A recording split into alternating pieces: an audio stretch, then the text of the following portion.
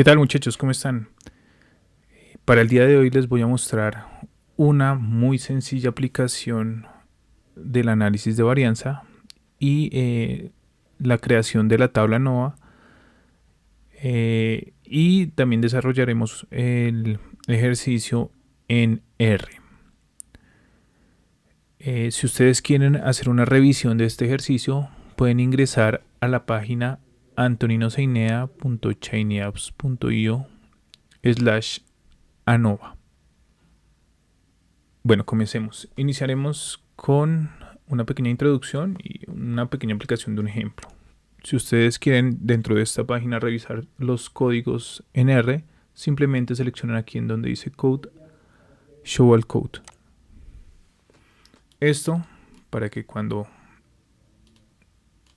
revisen la página puedan revisar cada uno de los códigos aplicados en R. La aplicación del análisis de varianza nos va a servir para determinar si existen diferencias entre los diferentes niveles del factor o no. Cuando digo los diferentes niveles del factor, me refiero a si hay diferencias entre los tratamientos. Para eso vamos a revisar un ejemplo realmente muy sencillo. Tal vez un poco irreal. Vamos a revisar los tiempos de atención de 15 niños que fueron clasificados de manera aleatoria en 3 tipos de alimentaciones. Podríamos llamarlo de tipos de planes alimentarios. No desayuno, desayuno ligero y desayuno completo. Queremos establecer si hay un efecto entre el tipo de alimentación, entre el tipo de plan alimentario y la concentración de los niños en una lectura. Estos valores de aquí me van a indicar el tiempo en minutos que los niños se concentraron en cada lectura. Entonces, estos son los 5 valores observados para los niños que no desayunaron, 5 valores observados para los niños que tuvieron desayuno ligero y 5 valores observados para los niños que tuvieron un desayuno completo. De manera práctica, nuestro problema aquí va a ser es verificar si el tipo de plan de alimentación está afectando el tiempo de atención en los niños. Dentro de los análisis de varianza tendremos entonces una estructura de hipótesis, de prueba de hipótesis, en la cual la hipótesis nula me va a establecer los promedios son iguales, es decir, los tiempos de atención son iguales. Dicho de otra manera, los tiempos de atención no son afectados por el plan de alimentación, versus la hipótesis alternativa, que indicará que por lo menos algún plan tiene algún tiempo promedio diferente. Puede ser mayor o puede ser menor. Para eso vamos a construir la tabla de análisis de varianza. Antes de eso, ustedes podrán revisar el código con el cual hacemos una emulación del conjunto de datos en R, en donde ingresamos la información de minutos de cada individuo y también ingresamos el plan de desayuno que fue aplicado sobre ese niño y construimos un data frame para juntar esas 2 variables en una sola base de datos. Aquí este GEAD simplemente nos va a mostrar el resumen del conjunto de datos, va a mostrar los primeros 6 individuos, pero pues nosotros vamos a trabajar directamente con la base completa. Antes de eso vamos a hacer un análisis descriptivo. Este análisis descriptivo lo hacemos con la librería Plotly. Deben verificar que la librería esté instalada, en cuyo caso que no esté instalada, pues pueden instalarla con la ayuda de R. Cuando hacemos el diagrama de cajas múltiple, sobre esos datos, en donde en el eje Y mostramos a los minutos y en el eje X al tipo de desayuno, vemos que existen o parecen mejor existir diferencias en los tiempos de concentración de los niños para los diferentes planes de desayuno. En especial, los niños que no desayunaron parecen tener valores más pequeños de tiempos de atención. Parece no existir una diferencia significativa entre las personas que tienen desayuno completo y desayuno ligero. pero sí hay, parecen tener la misma dispersión en cuanto a su información. Bueno, para establecer una decisión estadística a partir de la metodología de tablas de análisis de varianza, creamos la tabla ANOVA. Esa tabla ANOVA va a tener la siguiente estructura.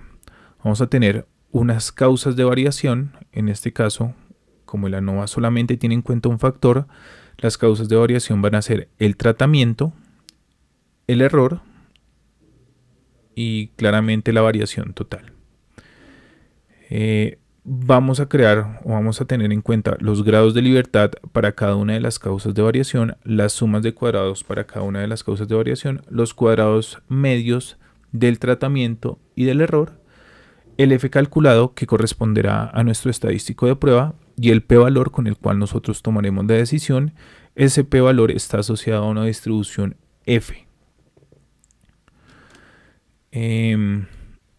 Acá hay una pequeña descripción de todos los valores que deben ser incluidos en la tabla de análisis de varianza, pero antes de meternos directamente al cálculo de los valores en la tabla de análisis de varianza, vamos a ver algunas medidas descriptivas de esa base de datos. Lo primero es que vamos a ver los promedios por tipo de desayuno.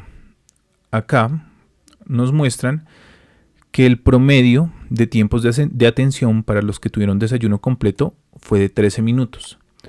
Los promedios de tiempos de atención para el desayuno ligero fue de 14 minutos y el promedio de tiempos de atención para los que no desayunaron fue 9.4 minutos.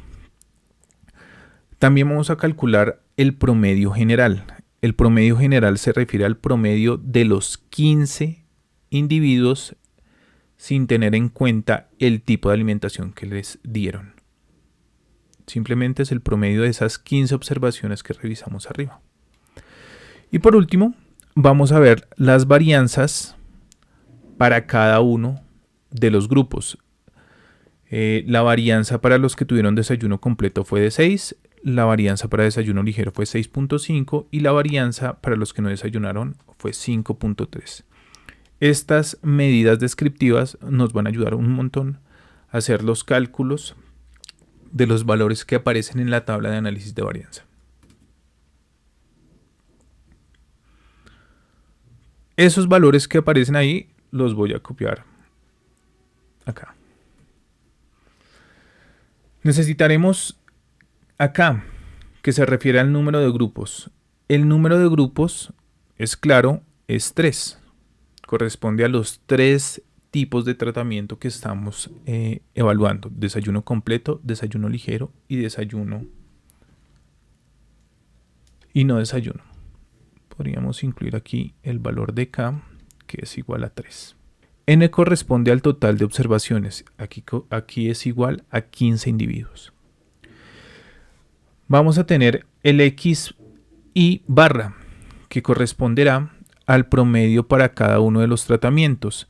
Vamos a tener 3 promedios, uno para cada uno de los tratamientos. Ya fueron mencionados para desayuno completo, desayuno ligero y no desayuno.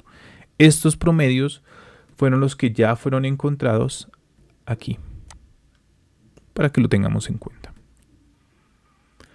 Revisaremos también a los tamaños de muestra en cada uno de los tratamientos. Para nuestro ejemplo, la aplicación de los tratamientos se hizo a la misma cantidad de individuos: 5 personas en no desayuno, 5 personas en desayuno ligero y 5 personas en desayuno completo. Cuando los tamaños de muestra en cada uno de los niveles del factor son iguales, establecemos que ese es un análisis de varianza homogéneo. Y por último, los valores de la varianza muestral para cada uno de los grupos, que también lo encontramos aquí. Con esa información y además con el promedio general y los tamaños de muestra, vamos a crear la tabla de análisis de varianza. Iniciemos con los grados de libertad. Los grados de libertad corresponden al número de tratamientos, que sabemos que son 3, menos 1. Es decir, los grados de libertad dentro del tratamiento son 2. Grados de libertad del error van a ser el total de individuos, 15 menos 3, 12. Y los grados de libertad del total van a ser el total de observaciones menos 1. Los grados de libertad del total van a ser iguales a los grados de libertad del tratamiento más los grados de libertad del error, para que lo tengan en cuenta. Entonces, a la hora de llenar nuestra tabla de análisis de varianza, ya tendremos la información correspondiente a los grados de libertad. Para el tratamiento, 2, para el error, 12, para el total, 14. Vamos ahora con la suma de cuadrados, que es la segunda columna de la tabla de análisis de varianza. Cada suma de cuadrados se puede calcular de cierta manera. Vamos a tomar en cuenta estas formulaciones. Existen varias formas de hacer este mismo cálculo. La suma de cuadrados del tratamiento se ve como la sumatoria desde 1 hasta k, es decir, hasta el número de tratamientos, de n sub i, x i barra menos x barra al cuadrado.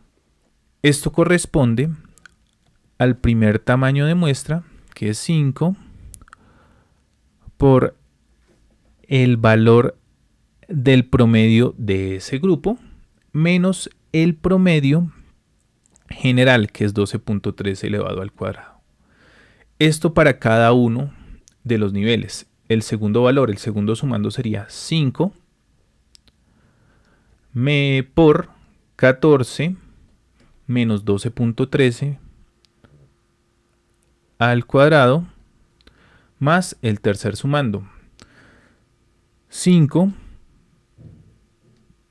por 9.4 menos 12.13 elevado al cuadrado. El resultado de esas tres sumas será 58.53. Esto sería la suma de cuadrados del tratamiento. 58.53. Ahora, la suma de cuadrados del error va a ser la sumatoria de i igual 1 hasta k de n sub i menos 1. Los tamaños de muestra aquí van a ser los valores de 5 para cada uno de los tratamientos menos 1 por su varianza muestral, por la varianza muestral de cada uno de los niveles del factor. Es decir, va a ser 5 menos 1 por el valor de ese cuadrado en cada uno de ellos. El primero va a ser por 6, el segundo va a ser 5 menos 1 por 6.5, más el tercero, que va a ser 5 menos 1 por 5.3.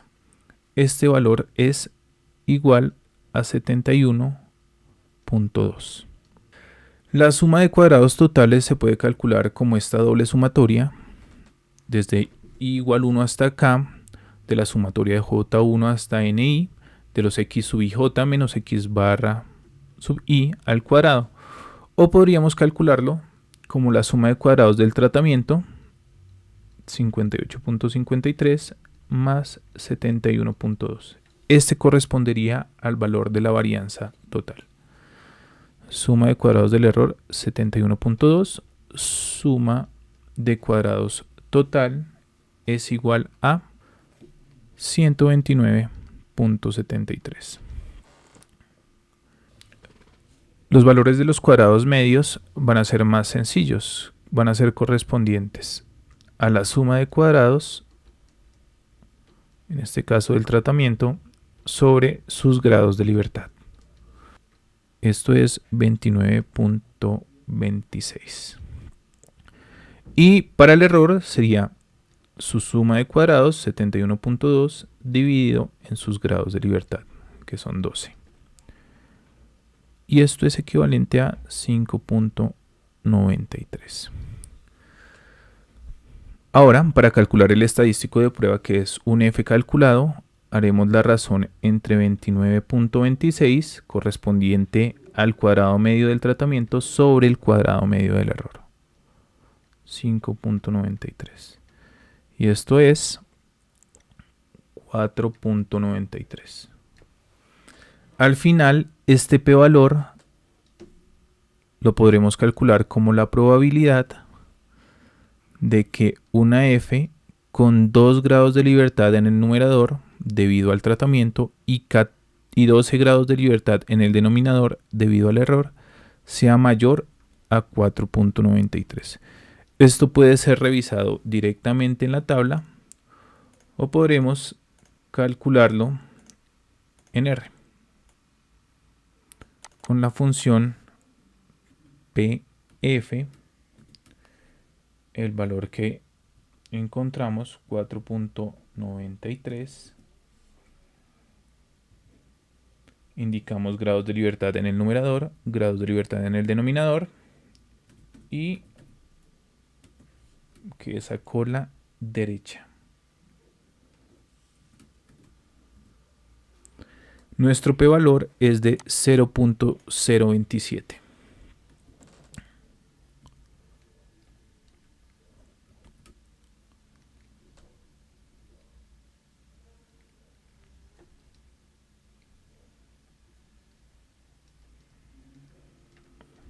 Este sería nuestro estadístico de prueba y nuestro p-valor.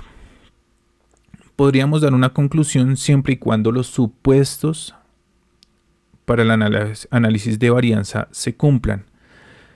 Este p-valor va a ser válido, va a estar bien calculado, al igual que nuestro estadístico de prueba, si los supuestos sobre la ANOVA se cumplen. Si no se cumplen esos supuestos, podríamos llegar a conclusiones erróneas, ya que la probabilidad de error tipo 1 sería mayor a la que estaríamos esperando.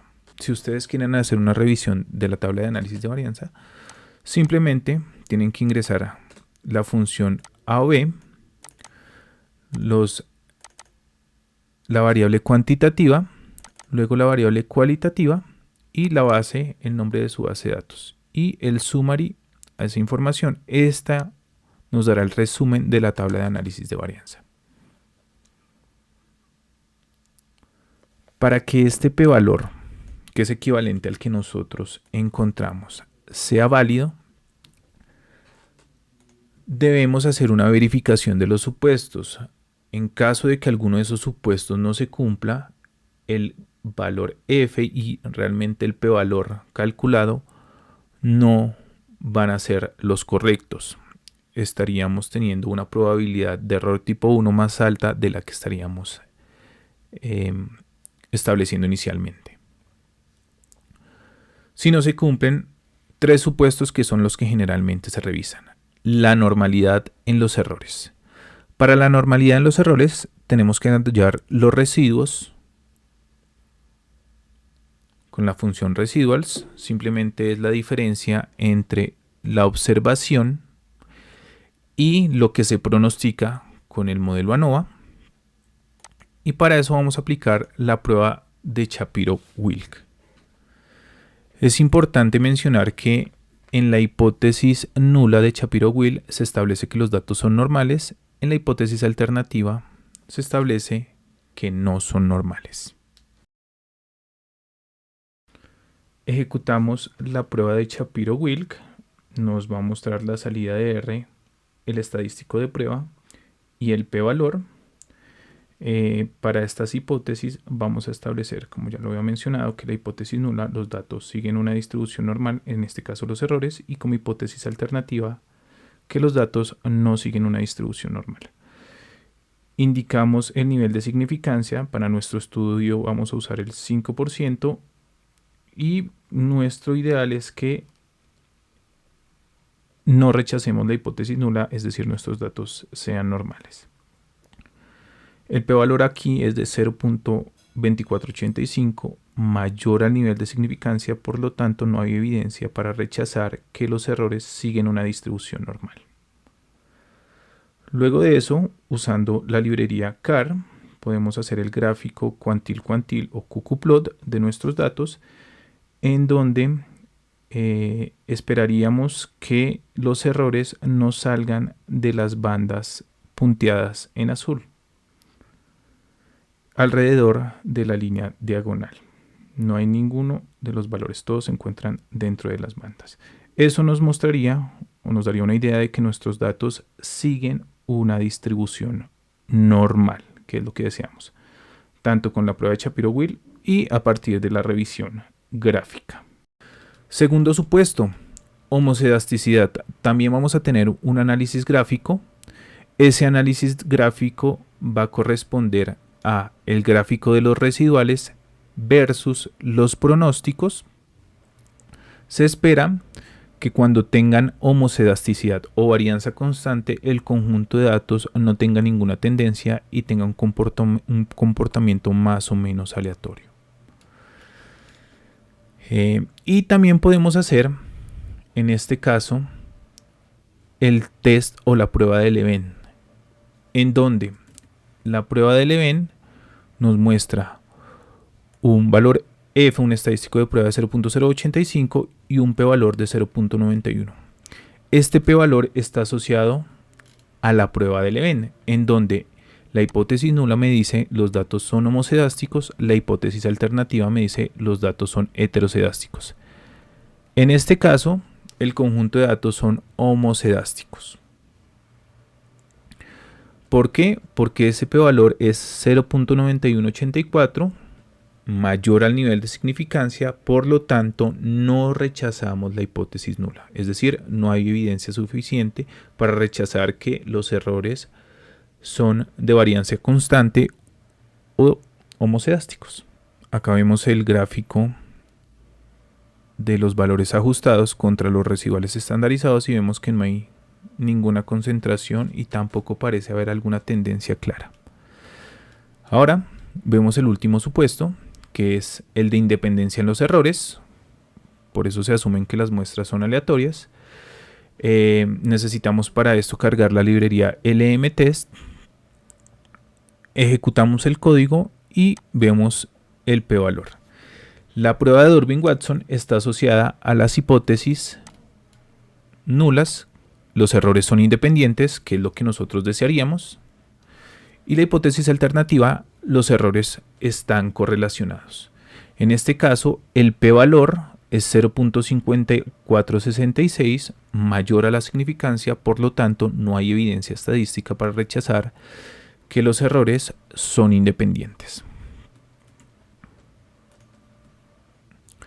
También podríamos hacer un análisis gráfico en donde graficamos los residuales frente a un orden